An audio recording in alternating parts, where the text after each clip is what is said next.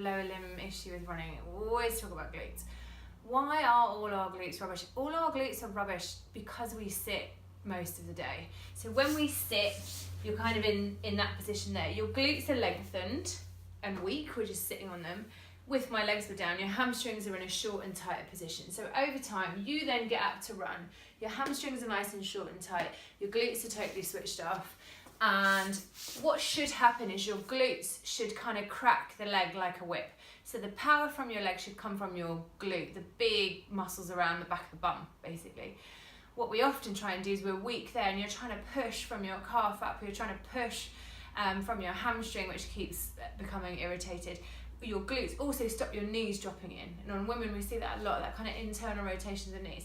That'll turn you out and extend the hip really beautifully to run.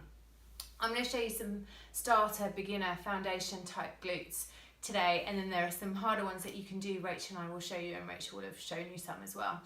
A basic glute exercise is the bridge. So you're coming from hip flexion, tip extension, you squeeze up from your bottom. When you do the bridge, it's really important that your heels are a little bit closer to your bottom. If they're out here, you'll get hamstrings and you'll just get hamstring burn and hamstring cramp. So if you want to do it for glutes, bring your heels in, and then as you come up into the bridge, scoot your tailbone out first, because that's your glutes lifting your butt, basically. When you look down your body, drop your rib cage. If you stick your ribs in the air, you're going to feel it in your back. Drop your rib cage and everything is working from here. So for some of you, that might just be enough. You could lower it down a little bit and then squeeze up.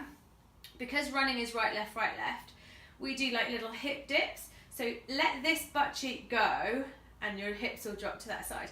Then squeeze it back up. So you switch it back on. Let this butt cheek go, then squeeze it back up. So you don't just want to be able to engage your glutes all on, all off. You need right, left to run. As you get better, hold it up there. You can switch heels that way. Keep squeezing through your glutes, and you can start to raise one leg, put it down. Keep this nice and steady. Raise one leg, put it down. As you come down, curly down. If you start to feel it in your hamstrings, come down, reset yourself straight away.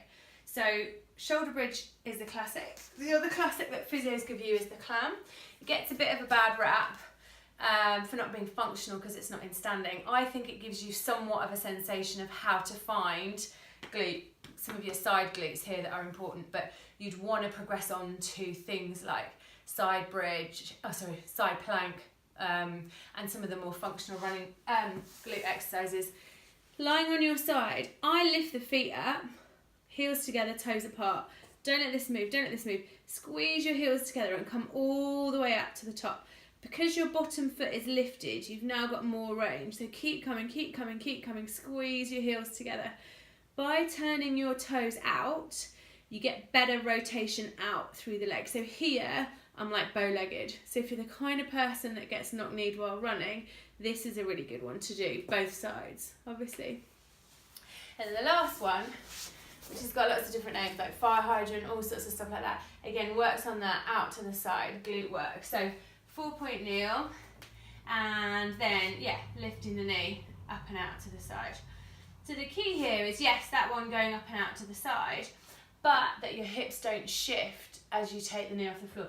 So it's easy to lift that one and let me switch my hips over to that side. So nail the opposite knee into the ground. Hands, these two don't move, this knee doesn't move at all, then lift this one. Because then what you're doing is you're rotating out with the one that's moving. The one that's on the ground still is keeping you really straight and stable, and that's what you want when you're running. You want one glute that's keeping you straight and stable, the leg that's on the floor, and one that's concentrating on doing that really nice movement. Oh, I've got a bit out of breath for all those glute exercises. They're your beginners ones. Get those under your belt first.